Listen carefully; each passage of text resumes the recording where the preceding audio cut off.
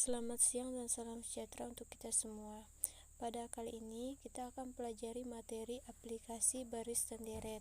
Aplikasian ini dapat dilakukan dengan beberapa kejadian, yaitu pertumbuhan, peluruhan, bunga majemuk, dan anuitas. Pertama, pertumbuhan. Pertumbuhan adalah perubahan secara kuantitas sebuah objek pada waktu tertentu dengan perubahan naik, berarti bertambah.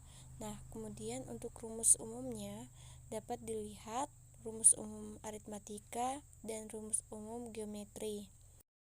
Berikut keterangan dari rumus. Rumus aritmatika Mn adalah jumlah suatu objek setelah n waktu atau nilai akhir. Kemudian M0 yaitu jumlah suatu objek mula-mula atau nilai awal. Kemudian P adalah persentase pertumbuhan, B nilai beda pertumbuhan, dan N jangka waktu pertumbuhan.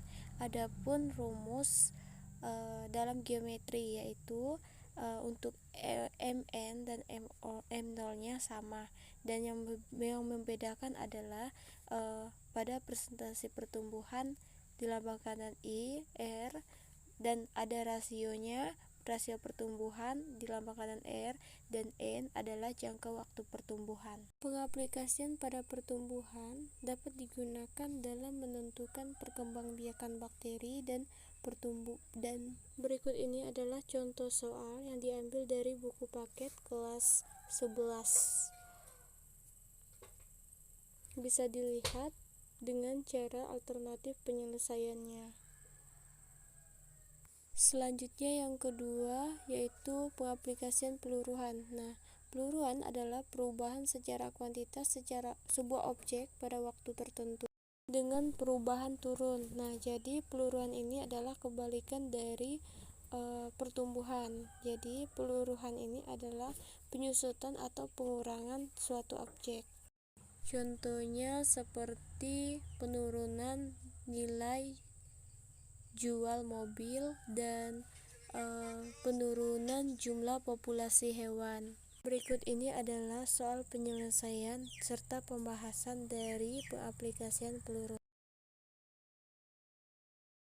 Selanjutnya bunga majemuk, yaitu bunga yang timbul pada setiap akhir jangka waktu tertentu yang dapat mempengaruhi besarnya modal dan bunga awal pada setiap jangka waktunya. Terdapat dua jenis macam bunga pada simpanan, yaitu bunga tunggal sebagai barisan aritmatika, yaitu yang dihitung berdasarkan modal pokok, sedangkan yang kedua adalah bunga majemuk. Nah, bunga majemuk adalah barisan geometri yang berdasarkan pada periode simpanan berjalan. Untuk rumusnya dapat dilihat bahwa tidak ada perbedaan untuk keterangannya sama, yaitu Mn nilai modal simpanan periode ke N, M0 adalah nilai modal awal, I adalah persentase bunga, dan N adalah periode pembungaan. Sedangkan yang membedakan rumus aritmatika tidak memiliki pangkat N, sedangkan pada rumus geometri memiliki pangkat N. Untuk contohnya yaitu sebagai berikut. Diketahui modal awalnya 9 juta, suku bunganya 5% atau sama dengan 0,05 T 3 tahun per 4 bulan. Kenapa? Karena 3 tahun setelah 3 tahun katanya. Sedangkan suku bunga majemuknya per caturulan, jadi dibagi dengan per caturulan. Satu caturulan kan 4 bulan. Kemudian yang ditanyakan adalah modal akhir. Nah, modal akhir sama dengan disubstitusikan ke dalam rumus, yaitu 9 juta dikali dengan 1 tambah 0,05 pangkat T-nya 9, sedangkan sama dengan 9 juta kali tentukan besar modal akhir.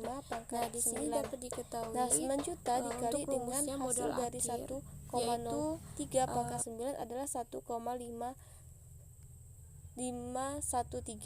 Nah, sama dengan hasilnya 13.961.700. Selanjutnya yang keempat, anuitas. Anuitas adalah pembayaran dengan jumlah tetap dan dilakukan selama jangka waktu tertentu. Nah, anuitas terdapat dua macam, yaitu anuitas pasti dan anuitas tidak pasti. Nah, anuitas pasti adalah pembayaran yang mulai dan terakhirnya pasti. Contoh KPR, kredit, bank, dan mobil, dan lain-lain. Sedangkan untuk anuitas tidak pasti adalah anuitas yang jangka pembayarannya tidak pasti juga. Nah, contohnya pembayaran santunan asuransi kecelakaan. Selanjutnya rumus umum dari anuitas.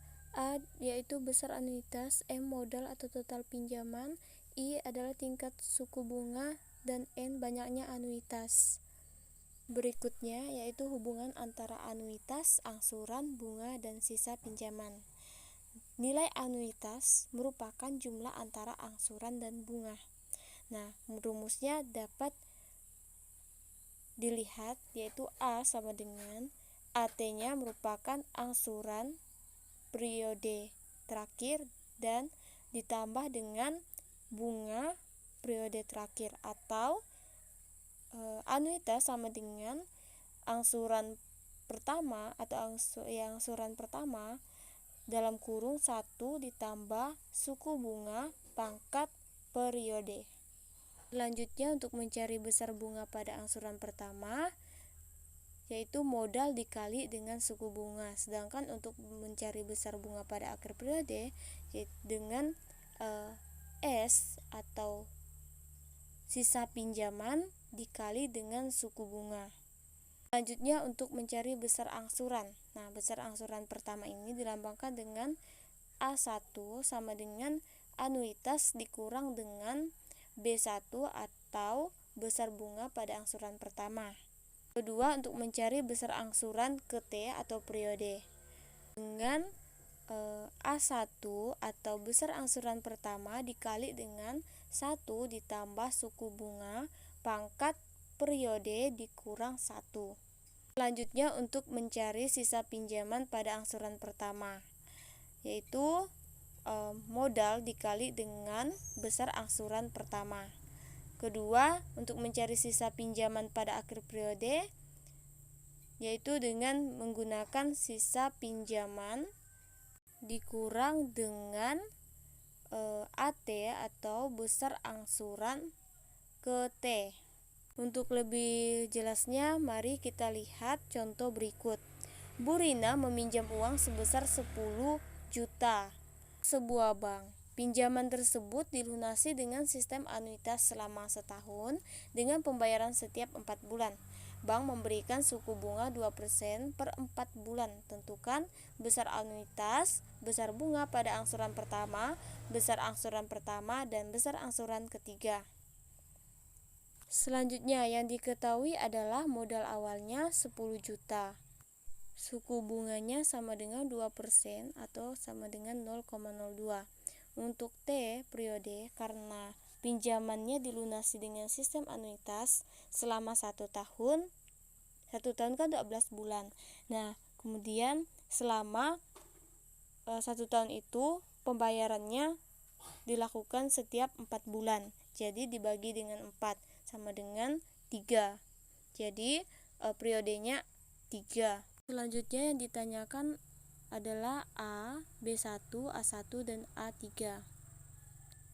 Nah, untuk A, anuitas sendiri bisa kita lihat substitusikan ke dalam rumus dan hasilnya 3.466.204,506. Selanjutnya untuk mencari B1 sama dengan M, kan modal dikali dengan suku. Nah, sama dengan 10 juta dikali dengan 0,02, hasilnya 200.000.